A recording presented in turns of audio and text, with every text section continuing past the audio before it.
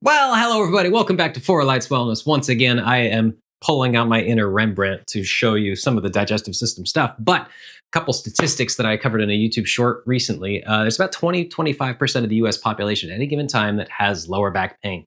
And funny enough, about 20% of the US population is also constipated. And yes, constipation leads directly to back pain if the intestines are so heavy, they're actually pulling on that lower back, leading to gut inflammation, instability, you name it. But let's cover something really, really quick because we're a very unique creature on this planet for one very specific reason.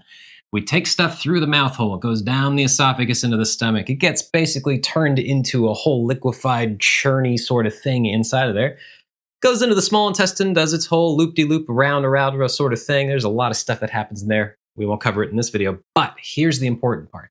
It goes from the small intestine into the colon.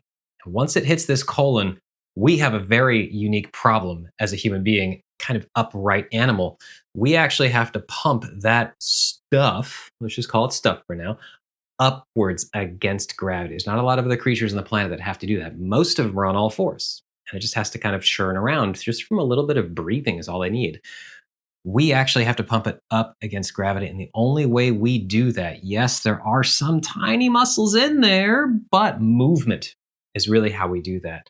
And especially at these two little nodules right here, there's kind of a flap and a fold that comes around. And a lot of stuff can get stuck there, especially. As we come across here through that transversus colon, the only thing that really moves stuff through there is twisting. Now, we don't twist that much as a culture either way. Once we get back up across this little nodule over here, then it's all fine and dandy. Everything's going down against gravity, with gravity, and towards the pooper. But here's the problem. You might actually be pooping and still be constipated because you might feel all the stuff coming through here. You feel it, it comes out, that's great. But so many people get impacted through this midsection here, especially in this section here. There's two problems that I'm just going to mention real quick that happen here. Because so much stuff gets trapped right in this area, that's where a lot of stuff likes to live. Parasites, fungus, bacteria. There's a lot of nastiness that can happen through here. And then on top of this, this area, this transversus colon, this is where most of the water itself actually gets drawn out of the stuff.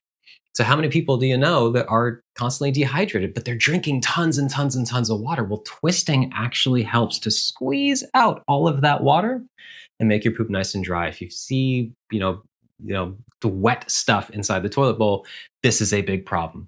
So this exercise that we're going to cover in this video, I'm going to break it down bit by bit on how it actually moves stuff through this patterning so powerfully. If you really want to turn it into a workout, you can grab some weights. I've got a kettlebell here. I'll show you how I do this in a second, just to kind of strengthen all of this kind of passage. But let's get to the exercise.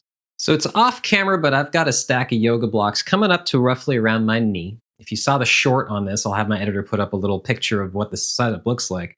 But what I'm trying to do with this is I'm trying to take all of the stuff that gets stuck in this lower right quadrant and try and push it up around this little lump nodule through here, across the transversus, and then down and out the pooper. Not during your workout. Please do not make disaster pants at the gym. That's not good for business. But what I'm doing by reaching upwards and lifting this knee up really, really, really high, the femur itself pushes into that descending colon.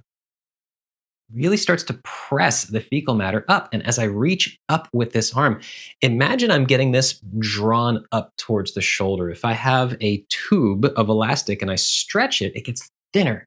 It's almost like I'm squeezing that toothpaste tube from the bottom, pressing all of that fecal matter up. Breathing in during that phase of things really helps. At first, use some balance with this because it's a single leg balance stand. But I'm going to inhale, reaching up as high as I possibly can, getting this knee up as high as I possibly can. You really want to extend this, reaching up and back, but be careful about the back because if you got back pain, that might hurt. Big, huge inhale, and then I start to take the leg back behind me, opening up that floodgate as I come across, pressing that fecal matter that's already up here across the body through here with this rotation as I reach down to my stack of blocks with an exhale coming down. So now all the stuff's over here.